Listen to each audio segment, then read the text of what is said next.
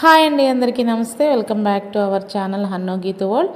ఈరోజు మన కిచెన్లో అందరికీ ఫేవరెట్ స్నాక్ అయిన చిన్న పునుగులు, అది కూడా స్ట్రీట్ స్టైల్లో అచ్చం బండి మీద ఉండే పునుగులు లాంటి టేస్ట్తోనే క్రిస్పీగా, ఈజీగా, టేస్టీగా ఇంట్లోనే ఏ విధంగా తయారు చేయాలో చూపించబోతున్నాను.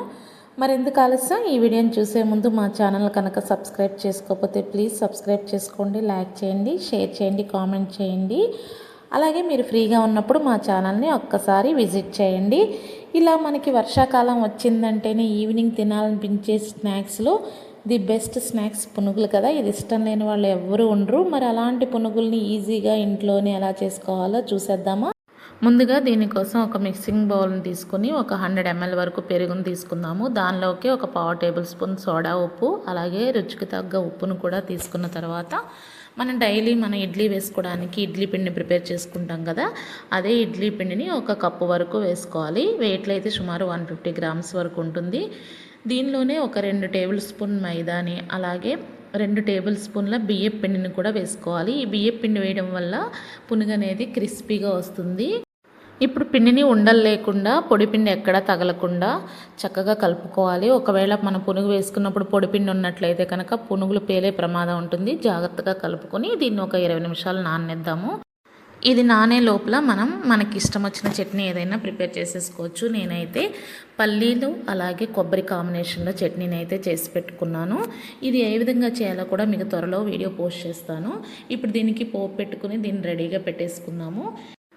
ఇప్పుడు స్టవ్ ఆన్ చేసుకుని ఒక కళాయిని తీసుకుందాము. దీనిలోకి పునుగులు వేసుకోవడానికి సరిపడా ఆయిల్ని వేసుకుని, ఆయిల్ హీట్ అయ్యే లోపల 2 ఆనియన్స్ని ముక్కలుగా కట్ చేసుకుని ఇలా ఆనియన్ కట్టర్లో చిన్న ముక్కలుగా అయ్యే వరకు కట్ చేసుకుందాము. ఒకవేళ ఈ కటర్ మీకు అవైలబుల్ లేకపోతే చాకుతోనే చిన్న ముక్కలుగా కట్ చేసి పెట్టుకోండి.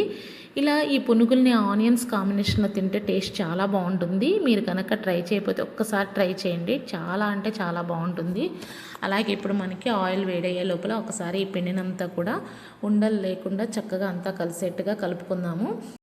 పిండి మరీ టైట్గా లేకుండా, అలాగే మరీ లూజ్గా లేకుండా చూసుకోండి. లూజ్గా ఉన్నట్లయితే ఫ్లాట్గా వచ్చేస్తాయి పునుగులు, మరీ టైట్గా ఉంటే గట్టిగా ఉంటాయి. మీడియంగా ఉండేట్టుగా చూసుకోండి. ఇలా ఆయిల్ హీట్ అయిన తర్వాత మనం కావాల్సిన సైజులో చిన్న చిన్నగా ఈ విధంగా వేసుకుని మీడియం ఫ్లేమ్లోనే మనం దీన్ని గోల్డెన్ బ్రౌన్ కలర్ వచ్చే వరకు కూడా వేయించుకోవాలి. మనం ఎప్పుడు కూడా హై ఫ్లేమ్లో పెట్టినట్టయితే పైన బ్రౌన్ కలర్ వచ్చి లోపల శుద్ధలాగా ఉంటుంది. కాబట్టి మనం వీటిని మీడియం ఫ్లేమ్లోనే ఫ్రై చేసుకోవాలి. ఇప్పుడు మిగతా పిండిని కూడా పునుగుల్లాగా వేసేసుకుని వీటిని కూడా చక్కగా మీడియం ఫ్లేమ్లోనే వేయించుకుందాము.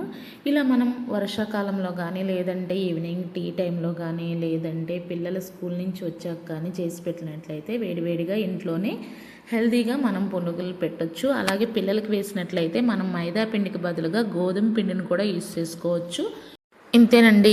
ఇలా మనకి పునుగు తినాలనిపించినప్పుడల్లా స్ట్రీట్ స్టైల్లో బండి మీద మనకి అమ్మే స్టైల్లోనే ఈజీగా ఇంట్లోనే తయారు చేసుకోవచ్చు. మనం దీనికోసం బయటికి పరిగెత్తాల్సిన అవసరం లేదు. నేను చెప్పిన విధానంలో కనుక మీరు పిండి కలిపి వేసినట్లయితే అచ్చం మనకి స్ట్రీట్ స్టైల్ పునుగుల్లాగానే ఉంటాయి. టేస్ట్ మాత్రం సూపర్ ఉంటుంది. మీరు ఒకసారి చేసుకున్న తర్వాత మీరే కామెంట్ పెడతారనమాట. ఖచ్చితంగా అంత టేస్ట్గా ఉంటాయి. అలాగే నేను ఈ పునుగుల్ని ఇంట్లో వేసినప్పుడల్లా ఇలా కారపొడి పైన చల్లిస్తాను.